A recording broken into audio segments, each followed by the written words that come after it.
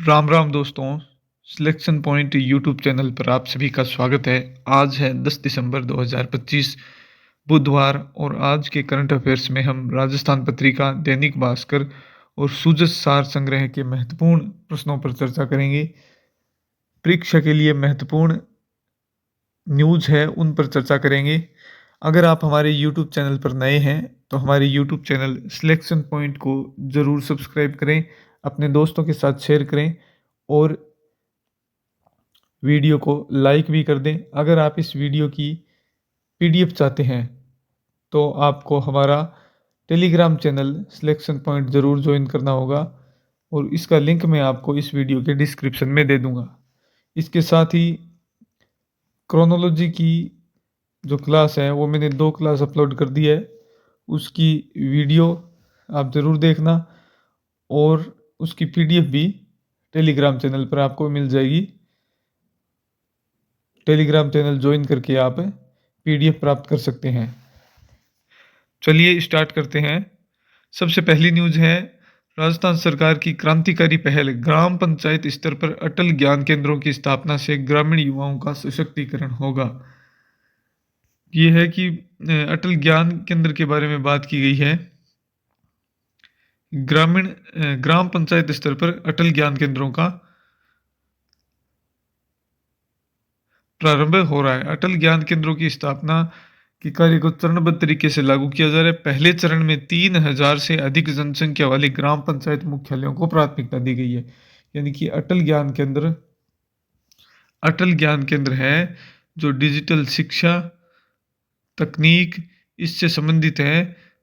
युवाओं को सशक्तिकरण पर इसका विशेष फोकस होगा।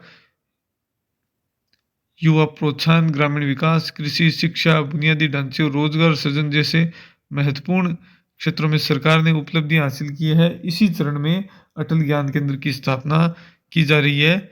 और वो स्थापना कहाँ की जा रही है? अटल ज्ञान केंद्र की स्थापना पंचायत स्तर पर की जा रही है। अटल ज्ञान केंद्र की स्थापना तो पहले भी की गई थी, लेकिन अब ये स्थापना पंचायत स्तर पर की जा रही है। डिजिटल क्रांति की नींव को सशक्त करने की दिशा में ये राजस्थान सरकार की अनूठी पहल है और इसका मुख्य उद्देश्य है ग्रामीण युवाओं और नागरिकों को आधुनिक सुविधाओं से जोड़ना, डिजिटली शिक्षा उपलब्ध करवाना ग्राम पंचायत स्तर पर। पहले फेज में 3000 से अधिक जनसंख्या वाली ग्राम पंचायतें शामिल है। अब तक 1274 केंद्रों को चिन्हित किया जा चुका है और इसके लिए वित्तीय स्वीकृति भी जारी कर दी गई है। फिर अब पुनर्गठित राष्ट्रीय ग्राम स्वराज अभियान से मजबूती मिली है। अटल ज्ञान केंद्रों को और मजबूत बनाने के लिए भारत सरकार का सहयोग प्राप्त हुआ है। पुनर्गठित राष्ट्रीय ग्राम स्वराज अभियान के तहत राजस्थान के लिए 1047 पंचायत लर्निंग सेंटर की स्वीकृति प्रदान की गई है। कितने? 1047 पंचायत लर्निंग सेंटर 232 करोड़ रुपए की सहायता केंद्रों के लिए उपलब्ध करवाई जाएगी। फिर अगली न्यूज है, मुख्यमंत्री ने राजस्व संबंधित विभागों की समीक्षा बैठक की है और कहा है कि सरकार ने 2025-26 में 1,69,627 करोड़ रुपए के राजस्व अर्जन का लक्ष्य रखा था और नवंबर माह तक कुल 84,746 करोड़ रुपए का राजस्व प्राप्त किया जा चुका है। फिर सार्वजनिक परिवहन के लिए नए बसों के परमिट जारी करने के भी मुख्यमंत्री ने निर्देश दिए हैं। तो ये सूजस के पहले पृष्ठ पर ये इंपॉर्टेंट न्यूज़ थी। फिर दूसरी न्यूज़ है, मुख्यमंत्री ने नौनेरा वृहद एवं प्रबंध अकावद पेयजल परियोजनाओं को मंजूरी दी है। कोटा, बूंदी, झालावाड़ और बारां के लाखों लोगों तक पानी पहुंचेगा। कौन सी योजना है? नौनेरा वृहद पेयजल परियोजना और प्रबंध अकावद पेयजल परियोजना, ये 2 परियोजनाएं हैं। इनसे कोटा, बूंदी, झालावाड़ और बारां जिले के लाखों लोगों को शुद्ध पेयजल मिल सकेगा। इस पर कुल लागत कितनी आएगी? 5,184 करोड़ रुपए। 5,184 करोड़ रुपए की लागत आएगी। नौनेरा वृहद पेयजल परियोजना, इससे कोटा और बूंदी जिले के कौन से? नौनेरा वृहद पेयजल परियोजना से कोटा और बूंदी जिले के 749 गांव और 6 कस्बों के 1,13,287 परिवारों को हर घर जल उपलब्ध होगा और इसके लिए राशि वो है 1661 करोड़ रुपए। नौनेरा वृहद पेयजल परियोजना। नौनेरा वृहद पेयजल परियोजना कहाँ कहाँ की है? कोटा और बूंदी की। कोटा और बूंदी की है। 749 गांव और 6 कस्बे और कुल लागत है 1661 करोड़। फिर है प्रबंध अकावध पेयजल परियोजना, ये झालावाड़, बारां और कोटा के लिए। झालावाड़, बारां और कोटा के है। इसमें इसके लिए भी कुल दोनों परियोजनाओं में मिलाकर 5184 करोड़ रुपए सरकार ने खर्च करने का कहा है। कितने करोड़ रुपए? 5184 करोड़ रुपए। दो परियोजनाएं हो गई जो महत्वपूर्ण परियोजना है, प्रबंध अकावध पेयजल परियोजना और दूसरी है नवनेरा वृहद पेयजल परियोजना। फिर खान एवं पेट्रोलियम विभाग की समीक्षा बैठक ली है मुख्यमंत्री ने। एम सेंड को प्रोत्साहन दिया जा रहा है। 2024 में ये नीति जारी की गई थी, एम सेंड नीति। और जो ये नवनेरा वृहद और प्रबंध अकावध पेयजल परियोजना ये कब तक पूरी होगी? 2027 तक। फिर अगली न्यूज है चीन की पहल। भारत और चीन के बीच वीजा, ऑनलाइन वीजा नहीं था, जो 5 साल के बाद भारत में ऑनलाइन वीजा शुरू किया है चीन ने। कौन सी देश ने शुरू किया है? चीन ने शुरू किया है। फिर अगली न्यूज है आत्मनिर्भरता की छलांग। टाटा एडवांस्ड सिस्टम और लॉकहीड मार्टिन ने शिलान्यास किया है। हरक्यूलिस विमानों का बेंगलुरु में खुलेगा मरम्मत केंद्र, रोजगार उद्योग बढ़ेंगे। कौन से विमानों का? हरक्यूलिस विमानों का। भारत ने सैन्य मालवाहक विमानों की मरम्मत में आत्मनिर्भरता की दिशा में सोमवार को बड़ी छलांग लगाई। F-16 लड़ाकू विमान और हरक्यूलिस जैसे सैन्य परिवहन बनाने वाली अमेरिकी कंपनी लॉकहीड मार्टिन और भारतीय सहयोगी टाटा एडवांस सिस्टम ने बेंगलुरु में C-130 जे सुपर हरक्यूलिस विमानों के लिए सुविधा केंद्र शुरू किया है। मरम्मत केंद्र खुलेगा हरक्यूलिस विमानों का। कहाँ पर? बेंगलुरु में। फिर अगली न्यूज है 8वें पाई स्कूल ओलंपिक्स। कितवें ओलंपिक्स है ये? 8वें पाई स्कूल ओलंपिक्स है। कहाँ पर आयोजन हो रहा है? एसएमसी स्टेडियम जयपुर में हो रहा है। आगाज किसने किया? जल संसाधन मंत्री सुरेश सिंह रावत ने। 15 खेल है, 5000 से अधिक खिलाड़ी है। 15 खेल है, 5000 से अधिक खिलाड़ी है। 8 से लेकर 13 दिसंबर तक इनका आयोजन होगा। 6 दिन और 9 मैदानों पर मुकाबले खेले जाएंगे।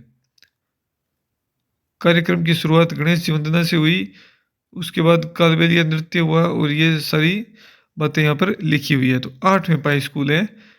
पत्रिका और इसके राजस्थान राज्य क्रीड़ा परिषद के संयुक्त प्रयासों से ये गेम हो रहे हैं।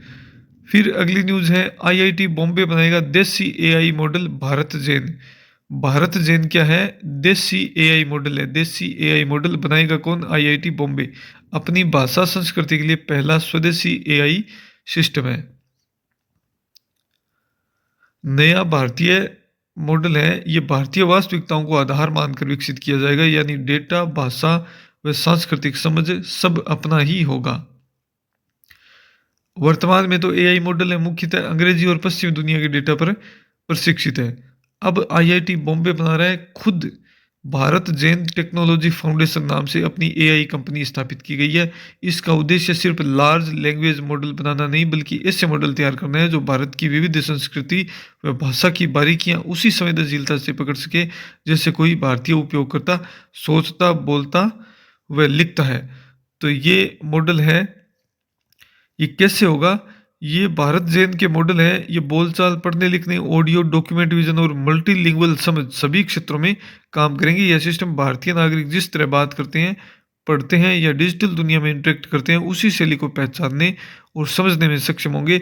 यह भारत की 22 से अधिक भाषाओं के डेटा पर प्रशिक्षित होगा।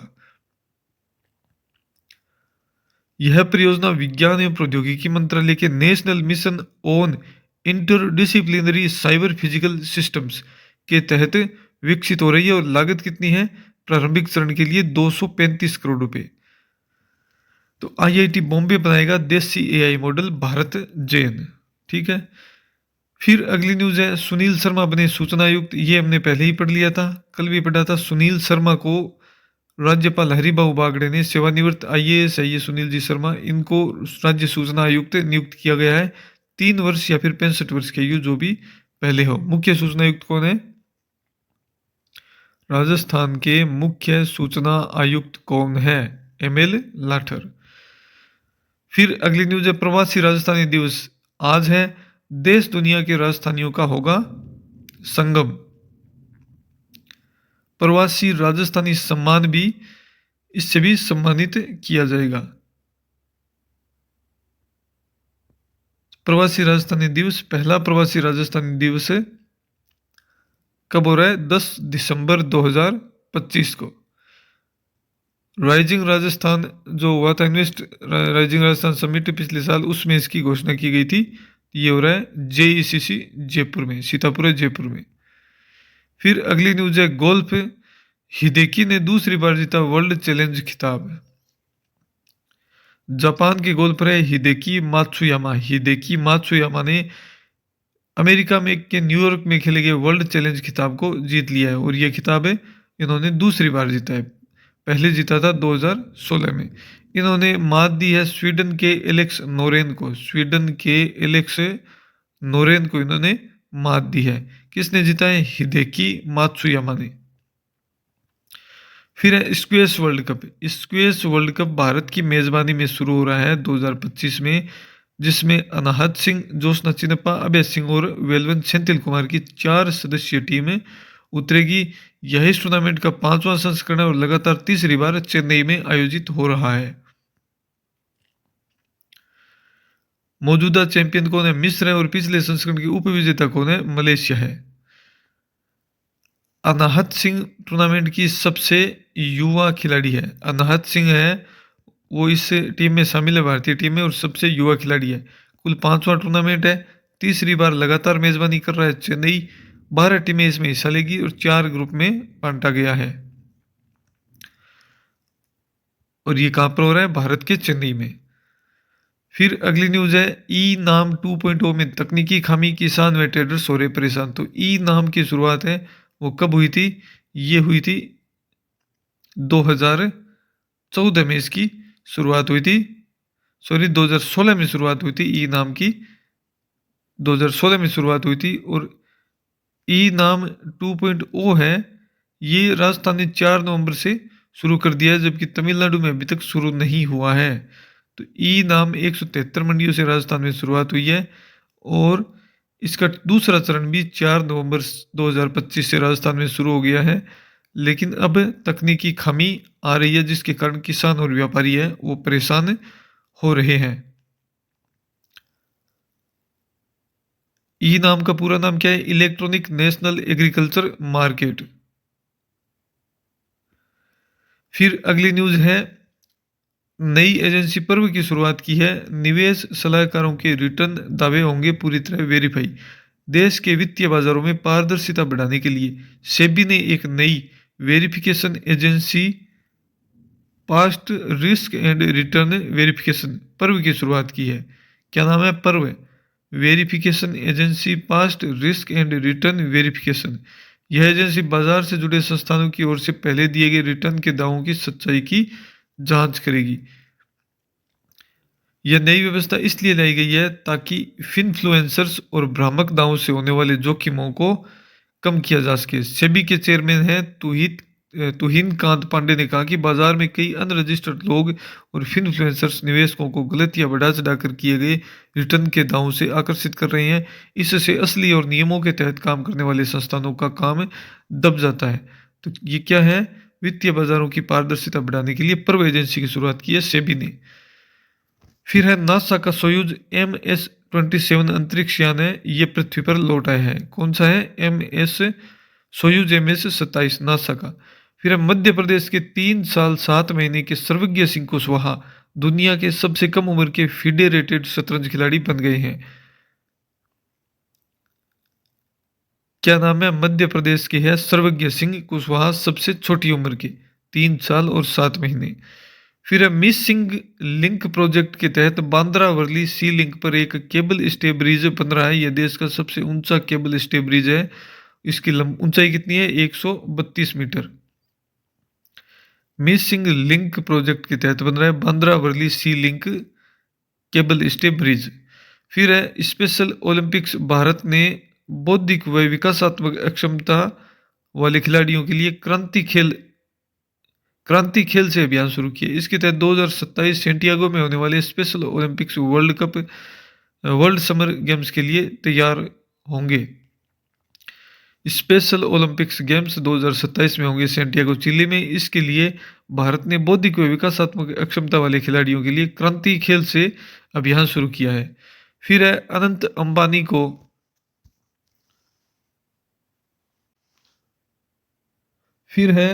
अंबानी को ग्लोबल ह्यूमन सोसाइटी का global humanitarian award for animal welfare मिला है।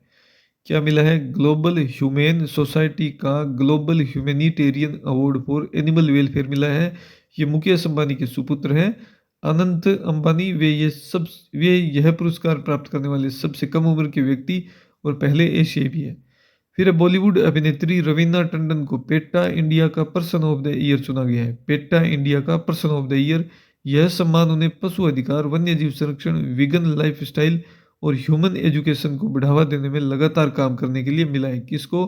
पेट्टा इंडिया का पर्सन ऑफ द ईयर पुरस्कार मिला है बॉलीवुड अभिनेत्री रवीना टंडन को। फिर है 6 भारतीय शहर टॉप 100 फूड सिटीज में शामिल। टेस्ट एटलस ने दुनिया की 100 बेस्ट फूड सिटीज की सूची जारी की है। इसमें मुंबई लगातार दूसरे साल 5वें स्थान पर रहा। पहले चारों स्थानों पर इटली के शहर हैं। पहले चारों स्थानों पर कौन है? इटली के शहर नेपल्स, मिलान, बोलोग्रा और फ्लोरेंस शामिल है। किसने जारी किया? टेस्ट एटलस ने जारी की है दुनिया के 100 बेस्ट फूड सिटीज। इसमें मुंबई 5वें स्थान पर है। भारत के 6 शहर शामिल है: मुंबई, अमृतसर, नई दिल्ली, हैदराबाद, कोलकाता और चेन्नई। फिर word of the day, Tranza trade not just aid. Tranza पहल हाल ही में टोक्यो में लॉन्च हुई। यह CUTS consumer unity and trust society international की पहल है। इसका उद्देश्य दुनिया में व्यापार को नियम आधारित, पारदर्शी और निष्पक्ष बनाना है। इस पहल को शशि थरूर और पास्कल लेमी हेड कर रहे हैं। कौन सी पहल है ये? ट्रांजा पहल है, जो कि टोक्यो जापान में हुई है। इसका उद्देश्य दुनिया में व्यापार को नियम आधारित, पारदर्शी और निष्पक्ष बनाना है। इसमें 16 देशों के विशेषज्ञ और नेता शामिल है। कई देश व्यापार में अपने अपने नियम बना रहे हैं, जिससे WTO कमजोर हो रहा है। इसे मजबूत करने के लिए ट्रांजा को जरूरी कदम माना जा रहा है। फिर अगली न्यूज है, ये प्रवासी राजस्थान दिवस JECC सीतापुर जयपुर में होगा। हमने पढ़ ही लिया था। इस समारोह में 10 दिसंबर को मनाया जा रहा है प्रवासी राजस्थान दिवस। आज 421 MOU होंगे। 8700 से ज़्यादा प्रवासी यहाँ पर जुटेंगे। 421 MOU होंगे और 10 से अधिक नई नीतियों का भी अनावरण होगा। अजय पीरामल, कुमार मंगलम बिड़ला, अनिल अग्रवाल, नरसिंह सहित अन्य कारोबारियों को प्रवासी राजस्थानी सम्मान भी दिया जाएगा। इंडस्ट्रियल पर्यटन सहित 13 नई नीतियां हैं, वो भी इसमें जारी होगी। 8 लाख करोड़ तक निवेश का भी लक्ष्य है। 35 लाख करोड़ रुपए के MOU हुए थे राइजिंग राजस्थान में पिछले साल। 7 लाख करोड़ के तो जमीन पर आ चुके हैं और इस कार्यक्रम में 1 लाख करोड़ की ग्राउंड ब्रेकिंग के साथ यह 8 लाख करोड़ तक पहुंच जाएगा। इस कार्यक्रम में शामिल होंगे राजस्थान के राज्यपाल हरिभाऊ बागड़े, पंजाब के राज्यपाल गुलाब चंद कटारिया, मुख्यमंत्री भजन लाल शर्मा, केंद्रीय मंत्री मनोहर लाल और पीयूष गोयल, भूपेंद्र यादव, जयंत चौधरी, CR पाटिल, अर्जुन राम मेघवाल और प्रदेश के उद्योग मंत्री राज्यवर्धन सिंह राठौड़ भी इसमें शामिल होंगे। फिर अब भारत का लक्ष्य, स्पेस इकोनॉमी 2035 तक 4 लाख करोड़ की पहुंचाने का लक्ष्य है। फिलहाल इसका आकार है 8 अरब डॉलर, 71,900 करोड़ रुपए और अगले 8-10 सालों में इसे 40 से 45 अरब डॉलर, लगभग 4 लाख करोड़ तक पहुंचाने का लक्ष्य है। केंद्र सरकार का लक्ष्य है कि अगले दशक में चंद्रमा पर स्थायी मौजूदगी बनाई जाए और 2035 तक भारत का अपना स्पेस स्टेशन अंतरिक्ष में स्थापित हो। तो ये कुल आज की न्यूज़ थी जो हमने पढ़ी है। ये परीक्षा की दृष्टि से बहुत ही इंपॉर्टेंट है। आप इनको रिवाइज कीजिए, अपने दोस्तों के साथ शेयर कीजिए, चैनल को सब्सक्राइब कीजिए और हमारे टेलीग्राम चैनल को भी ज्वाइन कीजिए, जिसका लिंक मैंने इस वीडियो के डिस्क्रिप्शन में दे दिया है। वहाँ पर आपको इस वीडियो की PDF भी मिल जाएगी। वीडियो देखने के लिए आप सभी का बहुत बहुत धन्यवाद और हमारे YouTube चैनल को भी ज़रूर सब्सक्राइब करें और शेयर करें।